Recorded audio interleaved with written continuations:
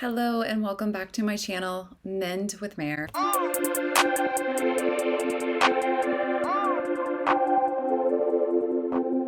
All right, you all threw me for a loop. You did it to me. I had no idea that Forever Winter was about suicide. So I wanted to jump on here and talk about suicide a little bit more and suicide prevention. One of my amazing viewers left a comment, and I read all your comments, so thank you. One of the viewers that left a comment on the Forever Winter video stated that this was written about Taylor's friend who died of an overdose and was dealing with some mental health issues. After I read this, I wanted to look it up and research and understand what she had gone through, and I came across this video. It's been a really emotional week.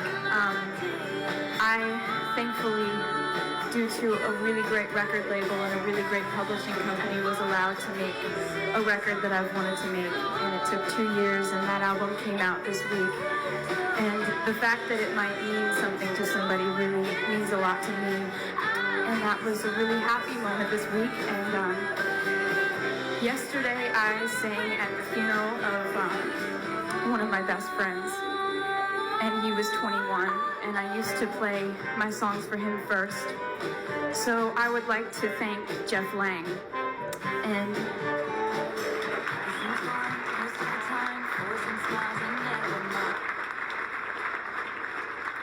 And as always, all the creative minds in this room who inspire me every day. Thank you so much. This means the world to me. I felt so much of the pain. You can hear the pain in Taylor's voice while she's talking. I can't believe that she sang at his funeral. I'm so proud of her for doing that. That loss is so immense. It makes the lyrics cut even deeper. He was so young. So young. I want you all to know that you will never put the thoughts in someone else's head to end their life by asking them if they're having suicidal thoughts. Many people don't want to talk about it. They're afraid to, and they're afraid of putting it in someone else's head and that they'll act on it because somehow talking about it brought it up and made it something that they wanted to do. The research has showed that this is absolutely not true, and that talking about it is so important. It's one of the most important things that you could do. When you are seeing somebody hurting, you want to acknowledge their pain. You want to reach out to them. I noticed the changes in you. Are you okay? That's all you have to do. Oftentimes, I have clients that have had passive suicidal thoughts or suicidal thoughts. I don't want to just say clients, I want to say friends of mine, family members. You know, this isn't something that I am removed from. This is very much a part of my life and what I have dealt with and gone through. I also want to dispel this myth that if someone ended their life by suicide, that they wanted to die. And that typically is not true. A lot of times people just want the pain to end. When you think about it, that's a very real way to get your pain to end, because sometimes the emotional struggle is so immense that suicide is an option that can provide relief, knowing that that in fact will end the pain. When you talk about suicide, it is important to use completed by suicide or died by suicide.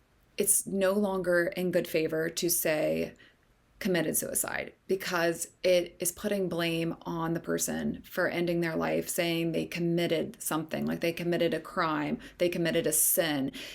No, they had thoughts and issues that seemed like the best way to end their pain. I wanted to dispel the myth around people talking about ending their life, that they most likely won't do it. That's not true. Some people talk about it and they end their life. Some people don't talk about it at all and they choose to end their life as well. But you will always want to take any type of talk around suicidal ideation seriously. Every single time someone discusses that they are thinking about ending their life, you have to take it seriously. And that shows how much you love them. You love them so much that you are going to take their word at face value. Doesn't matter how many times they say it, you are going to give your support. And showing your support can mean many different things. There's nothing wrong with sending a quick text to them and be like, hey, how you doing? That's all that it takes sometimes. We just all want to feel less alone. A lot of us feel really, really, really alone. It doesn't matter what you're showing on social media. We don't know what's going on inside for people. And sometimes that is all for show. And that's what Taylor was talking about in there, like forcing smiles, but then whenever the lights are down, you can't breathe. When I think about the statistics, the rate of suicide has increased by 30% across the board in the United States since the year 2020. And we have had the rise in social media over those 20 years. If you think about it, everybody is looking as if they're having a great time. They've got all these friends and we all compare ourselves to each other. And it's all kind of fake to some degree. Sometimes we only put out there what we want to be put out there, and we're not really connecting on a deep level and having harder conversations that we must have. And so don't trust that just because somebody looks smiling in a picture that they're totally fine, because it takes 2 seconds to send a text just to be like, hey, how you doing?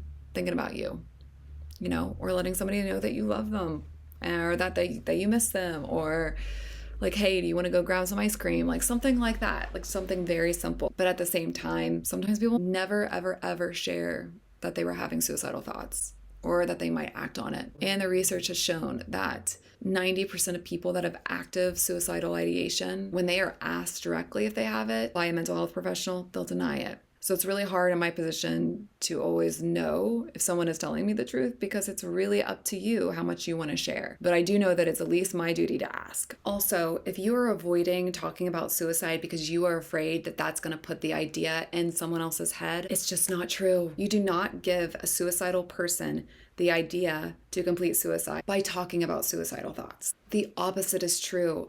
Bringing up the subject of suicidal thoughts and discussing it openly is one of the most helpful things that you can do. So never stop asking and discussing this. We have to protect each other. We have a duty to each other.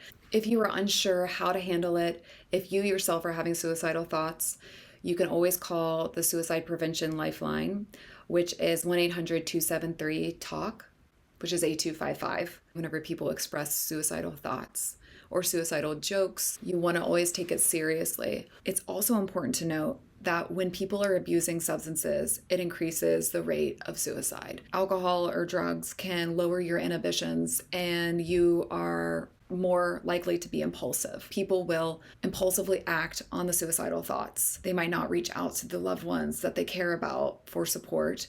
They may not even discuss their feelings. You want to talk about it and bring it up. Also know that if a loved one of yours dies by suicide and you didn't have any warning, and if you weren't able to intervene, it is not your fault, okay? Sometimes people are in a lot of pain, and that's the choice that they make. And even though it leaves us in a horrible state and you wish that they could understand how loved they are, everybody has a responsibility to themselves in their own life. But we can help each other. I also want to remind you all that there is now a 988 number.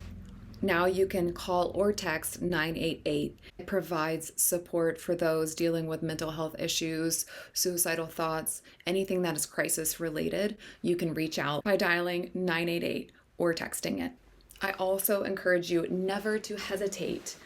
Don't hesitate. If you are wondering something about a loved one, if their behavior starts to be slightly off, if you start to see marks from like cutting or burning, which is considered non-suicidal self-injury, say something.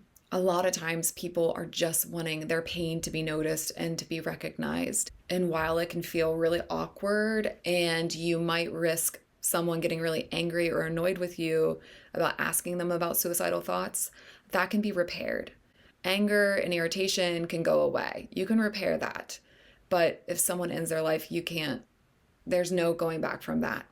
So it's better to ask than not ask. And it requires us to be vulnerable and to put ourselves in uncomfortable situations, but that's what we have to do to protect one another. We may never know what is going on inside someone's internal world, and we can't always save them. We can see the signs. We can talk about it. That's all you can do. I will be going into more about suicide in the future and the effects on loved ones after the fact. So thank you again for your suggestion to listen to Forever Winter. I love that it has potentially opened up a conversation about a very tough subject that has to be discussed. I will see you all. Thank you for the support. Thank you for all the words. Please like and subscribe still, and have a good rest of your day. Be safe.